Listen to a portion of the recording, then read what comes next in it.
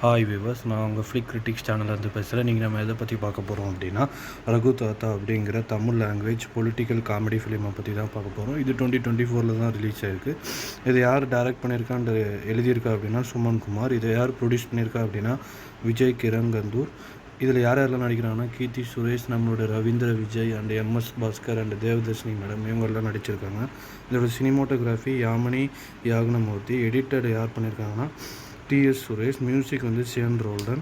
Production company வந்து Hombale Films. Distributed வந்து ரெட் ஜெயின்ட்டும் பிவிஆர் ஐநாக்ஸ் பிக்சர்ஸும் டிஸ்ட்ரிபியூட் பண்ணியிருக்காங்க. இதோட கதை என்ன அப்படின்னா, நம்மளுடைய ஹீரோயினான கீர்த்தி சுரேஷோட நேம் வந்து கயல்விழி. அவங்க வந்து ஒரு யங் உமனாக இருக்காங்க, அதாவது மேரேஜ் வயசில் இருக்காங்க. ஸோ அவங்க வந்து நம்மளுடைய ஒரு கிராமத்தில் வந்து அவங்க வந்து இந்தி திணிப்பை எதிர்க்கிறதுக்காக போராட்டம்லாம் பண்ணுறாங்க. ஸோ அந்த டைமில் அவங்களுடைய தாத்தாவுக்கு உடம்பு சரியில்லாமல் போயிடுது. அவருக்கு ஆக்சுவலாக கேன்சர் மாதிரி சொல்கிறாங்க.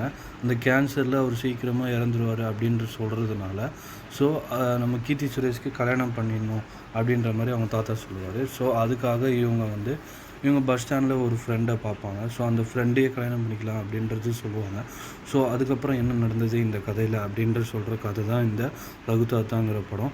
இந்த படத்தோட நமக்கு பார்க்குறதுக்கு ரொம்ப ஓல்டு, அதாவது 1970s 1950s அந்த டைமில் மாதிரி எடுத்த மாதிரி இருக்கும்.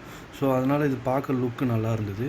இதோட கதையும் ரொம்ப நல்ல கதை தான் ஆக்சுவலாக. ஆனால் இது ஸ்க்ரீன் ப்ளே பண்ணுறதுல கொஞ்சம் சொதப்பியிருக்காங்கன்றது என்னுடைய கருத்து.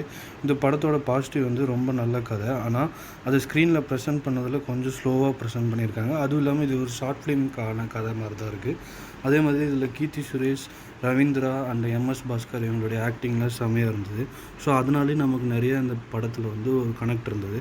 இந்த படத்தை வந்து பீரியடிக்கல் செட்டிங், அதாவது பழைய இந்தியா எப்படி இருந்திருக்கும் அப்படின்ற மாதிரி ஒரு கிராமத்து செட்டிங், வயல் வரப்பில் காட்டியிருப்பாங்க. கலர்ஃபுல்லாகவும் இருக்கும். ஸோ அது ரொம்ப நல்லா இருந்தது.